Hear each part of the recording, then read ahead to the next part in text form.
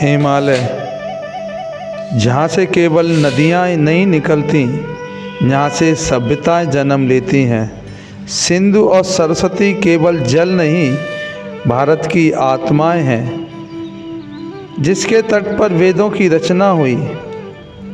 सरस्वती, जिसे ऋग्वेद में नदी तमे देवी तमे सरस्वती, नदियों में श्रेष्ठ और देवियों में महान बताया, जिसके तट पर ऋषियों ने मंत्र रचे, ज्ञान की अग्नि जलाई और मानव को सोचने की दिशा दी।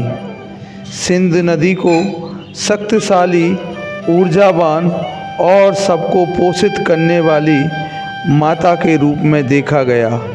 सिंध के ही प्रवाह में हमारे ऋषियों का ज्ञान भी बह रहा था। इसी के पावन जल के सानिध्य में उन्होंने वेदों की ऋचाएँ लिखी और उन्हीं वेदों से ऋग्वेद, सामवेद, अथर्ववेद और यजुर्वेद वेद लिखे। जब ऋषि जल को देखते और कहते, आपो हितिष्ठा मयो भवा, हे जल तुम सुख देने वाले हो, आपा पवस्सु सुकर में, हे जल तू पवित्र है, इसको प्रदूषित नहीं कर।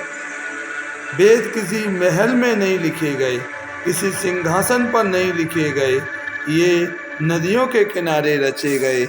हमारे ऋषि जानते थे, जहाँ जल शुद्ध होता है वहीं विचार शुद्ध होते हैं, जल से वाणी शुद्ध होती है, जल से ही बुद्धि प्रखर होती है और इसी की से सभ्यता टिकती है। इसलिए सिंध केवल नदी नहीं बनी, वह माता बनी। वेद केवल ग्रंथ नहीं बने, वे जीवन पद्धति बने। नदी केवल जल का प्रवाह नहीं, यह केवल प्यास बुझाने का साधन नहीं। नदी जब बहती है तो केवल धरती नहीं भिगोती, वह मन, विचार और चेतना को भी सींचती है। नदी ने मनुष्य को केवल जीना नहीं सिखाया, नदी ने उसे रुकना भी सिखाया।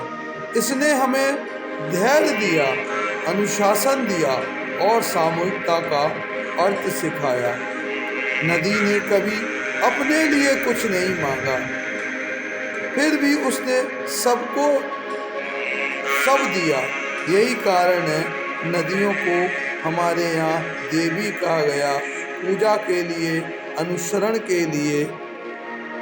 जल देवताओं का आधार भी है, जल देवत्व से युक्त है, यह जीवन शक्ति को धारण करता है, यह जीवन को आरोहित करता है।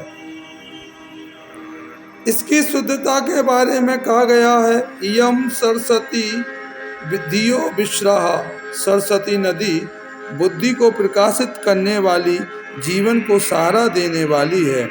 नदी को ज्ञान और संस्कृति की धारा भी कहा गया। नदी को गंदा करना ज्ञान परंपरा को गंदा करने जैसा है। नदियों का संगम पवित्रता और समृद्धि भी लाता है। आपः शोभः, हे जल तुम सौभाग्य लाने वाली हो, पवित्र हो और सभी जीवों को पोषण कर देती हो। ऋग्वेद का संपूर्ण संदेश यही है, जल ही देवी है, नदी संस्कृति की धारा है, जल औषधि है, जल जीवन है, जल देवी है।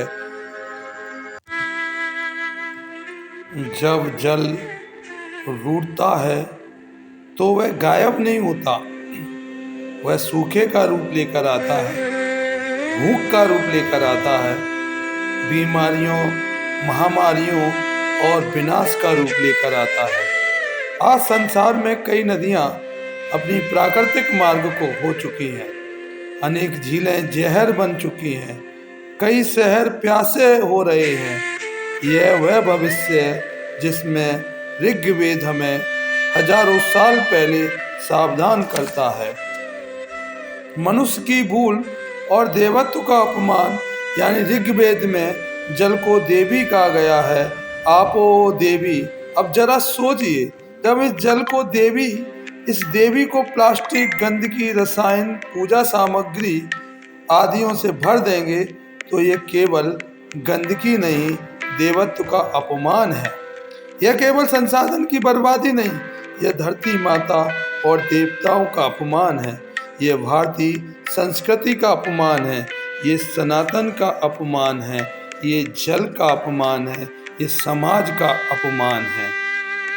जब प्रकृति का प्रतिकार होता है तो क्या आप लोगों ने कभी ध्यान दिया है, जहाँ जल प्रदूषित है वहाँ रोग बढ़ते हैं, जहाँ नदियाँ सूखती हैं वहाँ पलायन शुरू हो जाता है, जहाँ वर्षा कम होती है वहाँ संघर्ष बढ़ते हैं। यह संकेत पूरे भारत में आज हमें दिखाई दे रहे हैं। विषैली झीलें, विषैली नदियाँ, विषैले बांध, बीमारियों का बढ़ना, मन अशांत, ये सब हमारी भूल का कारण है।